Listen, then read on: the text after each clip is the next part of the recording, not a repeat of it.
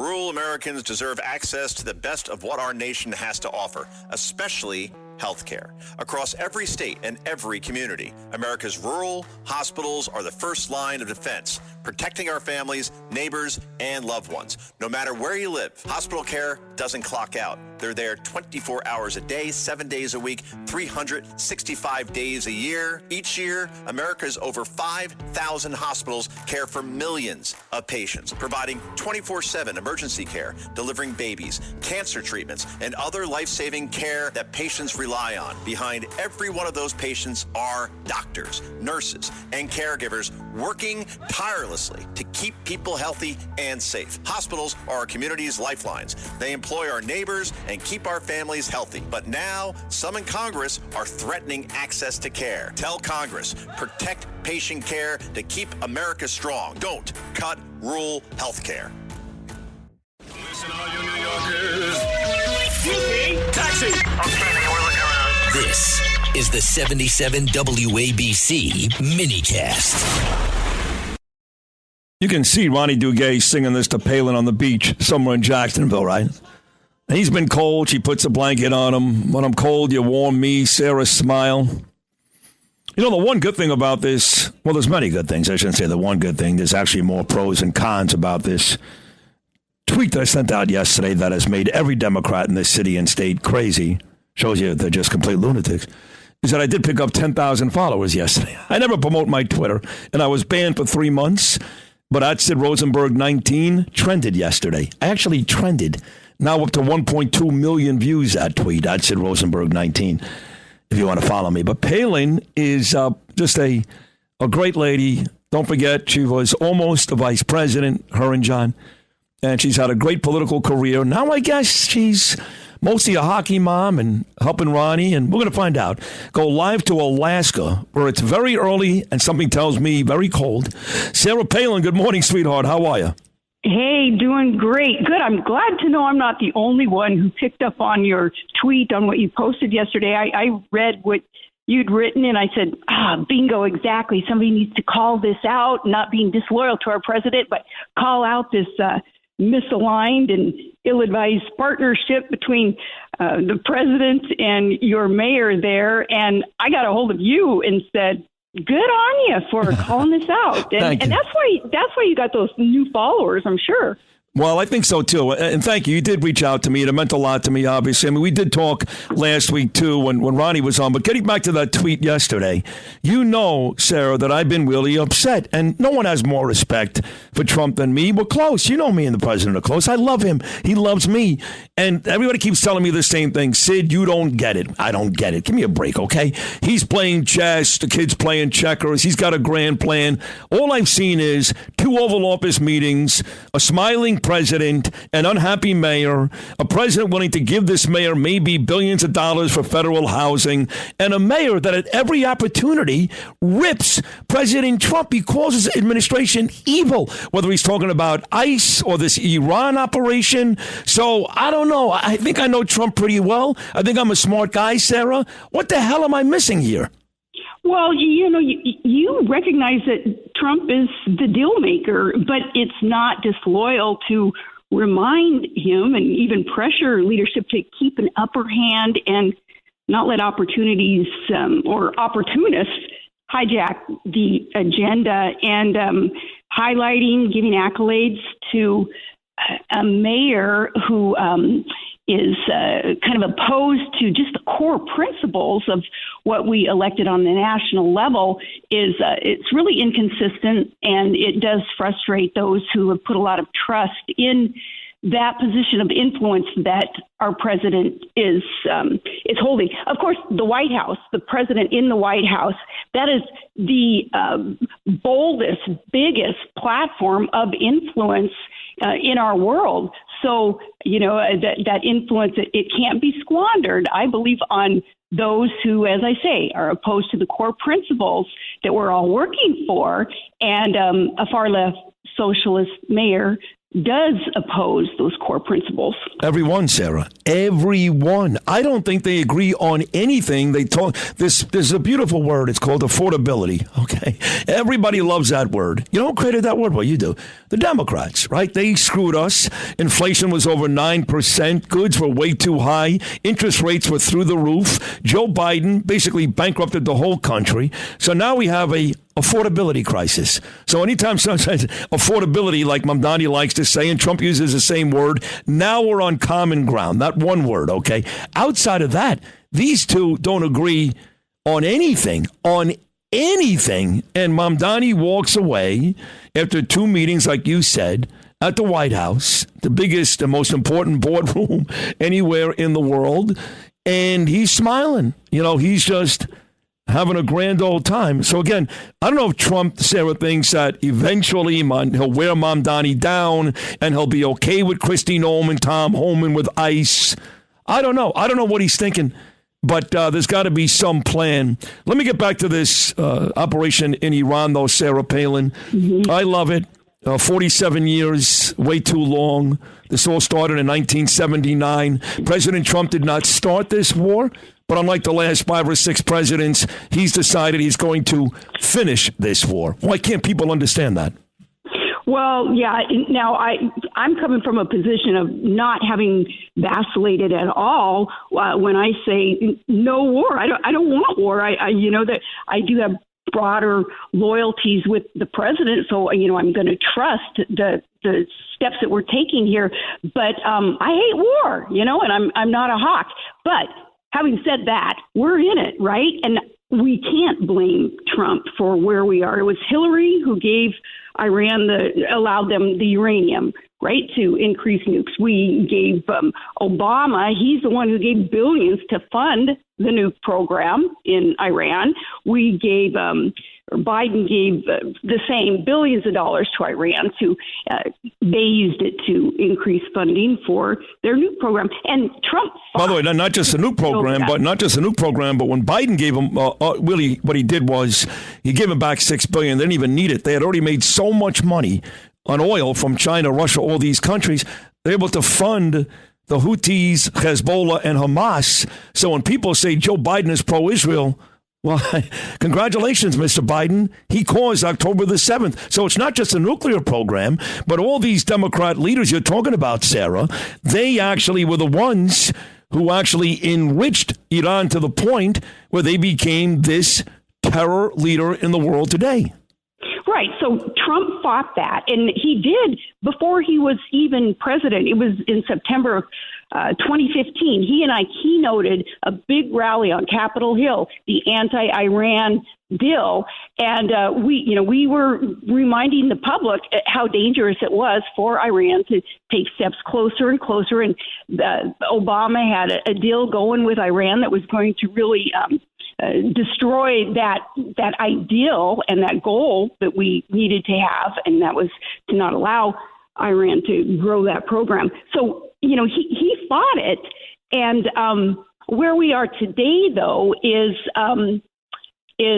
knowing that, okay, we're in war. Where I come from, it's kind of a personal thing too, because I'm a daughter of and the mother of a military vet. I'm asking, okay, as this escalates, who's going to be sent to fight another war, though? Because it's never said the kingmaker sons and daughters. So the Hawks calling for war, sometimes they get to be to this point of being callous, uncaring. No, I get that. I remember if it was Fahrenheit 9/11 when Fatso Mike there, he went to Congress and he said, hey, is your daughter or son fighting? And they all said no. And there were people that actually came hard at me. One guy, former cop here in New York, he served. I forgot his name. I think his name is Peter. And he actually wrote on Twitter, F you, Sid, send Gabe to fight, And I'm not going to go back and forth with that guy because I respect the hell out of all of our service people, men and women. They're the real heroes. They show the real courage. Fact is, there's not a draft right now. So my son is not going to fight for the country. And if you did, better. Good for you. God bless you.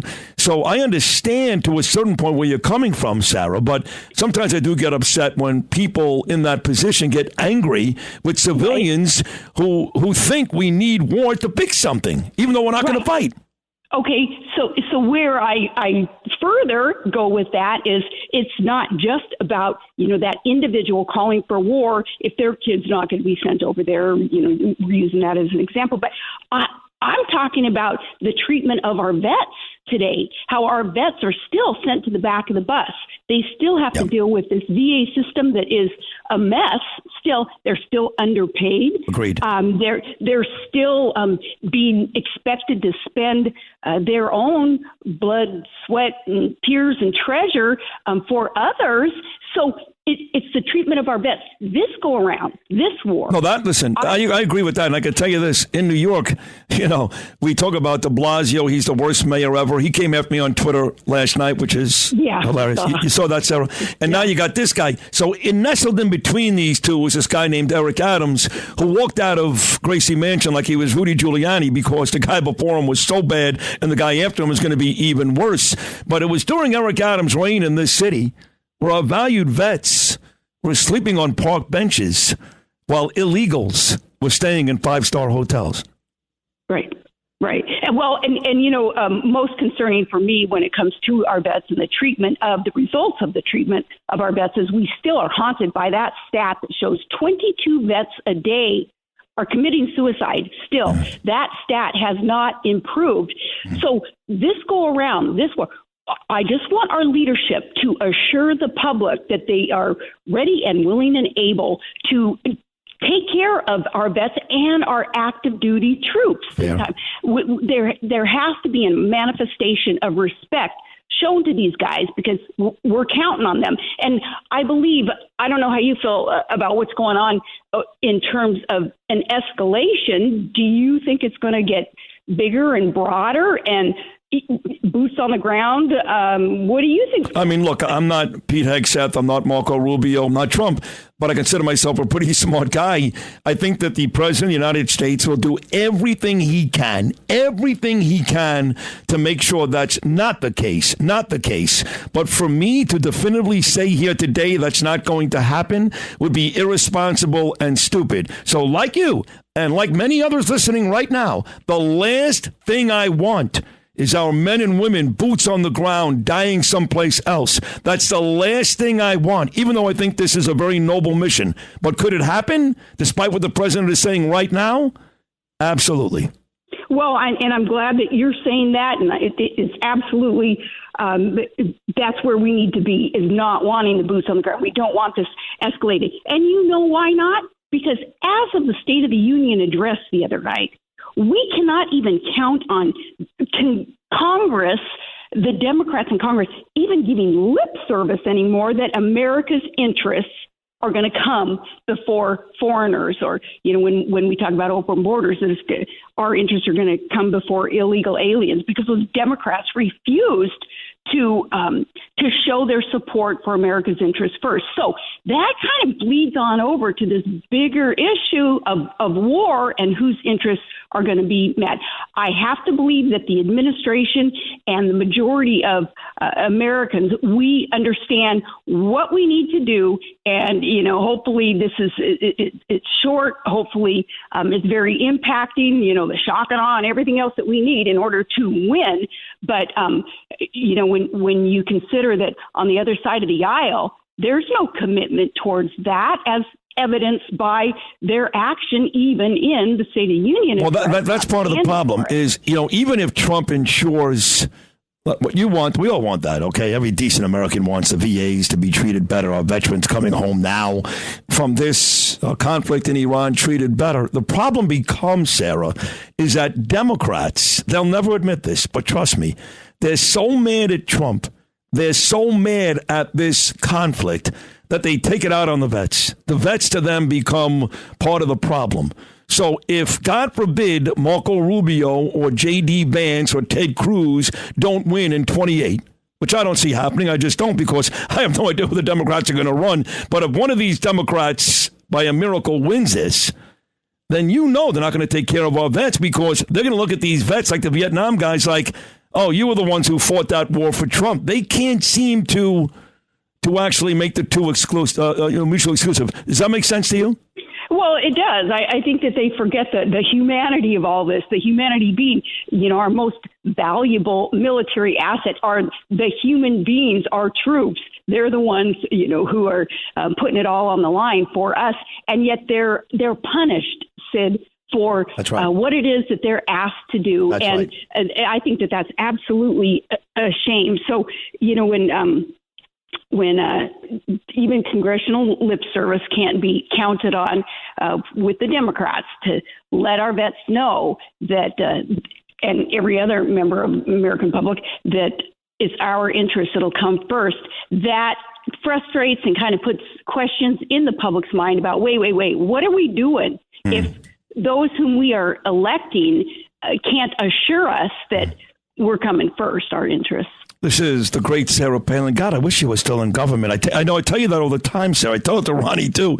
You're great. I mean, you're smart and you're terrific. And live in Alaska this morning, about 3.5 minutes to go. I do want to get to Ron. I don't know, Sarah, about the Ranger organization. You've never said anything to me, neither has Ron, about how they've been treating Ron since he's been sick over the last year. But I know the Islanders and Clark Gillies, the enemy, right? They stepped up.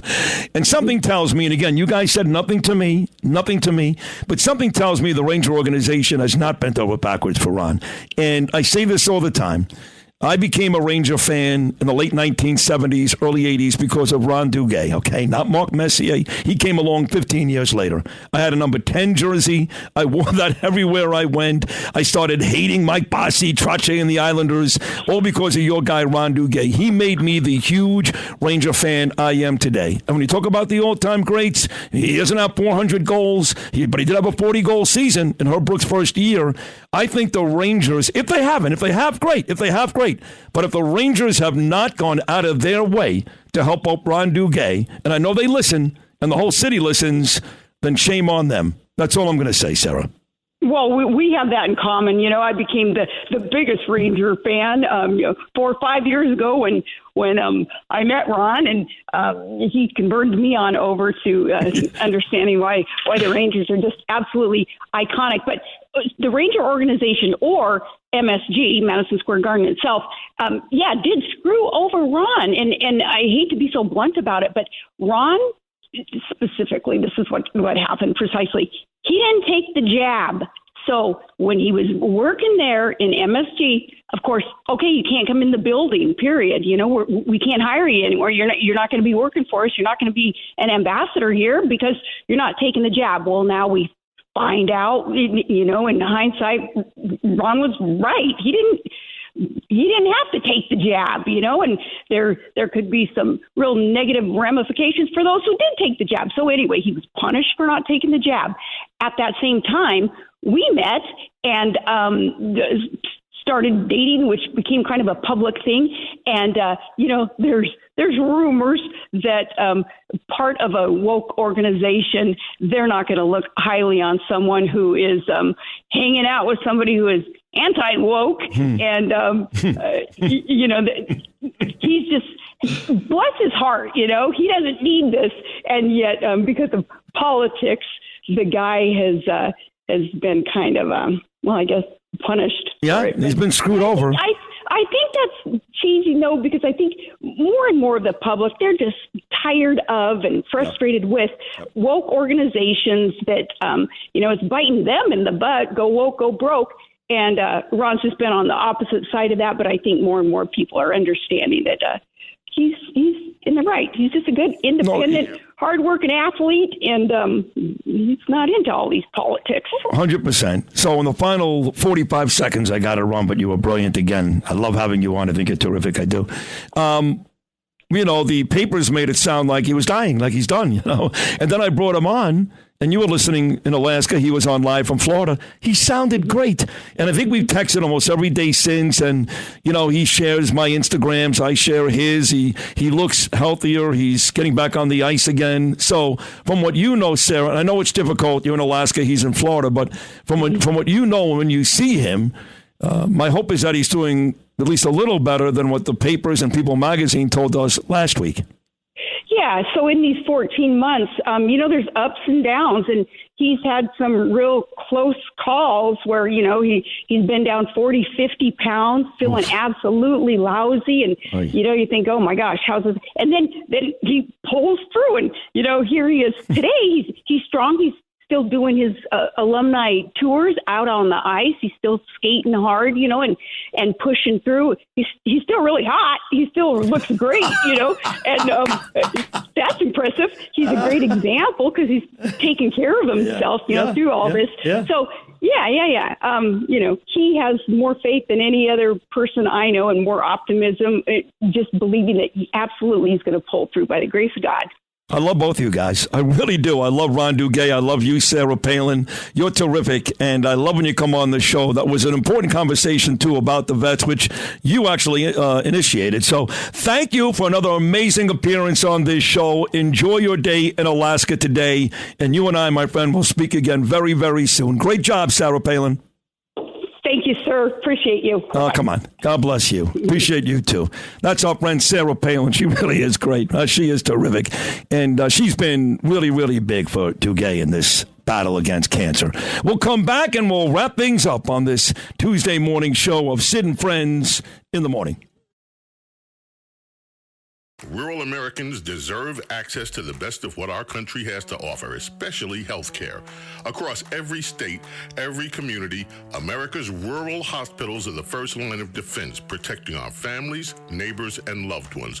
No matter where you live, hospital care doesn't clock out. They're there 24 hours a day, 7 days a week, 365 days a year. Each year, America's over 5,000 hospitals care for millions of patients, providing 24/7 emergency care, delivering babies, cancer treatments, and other life-saving care that patients rely on. Behind every one of those patients are doctors, nurses, and caregivers working tirelessly to keep people healthy and safe. Hospitals are our community's lifelines. They employ our neighbors and keep our families healthy. But now, some in Congress are threatening access to care. Tell Congress, protect patient care to keep America strong. Don't cut rural health care.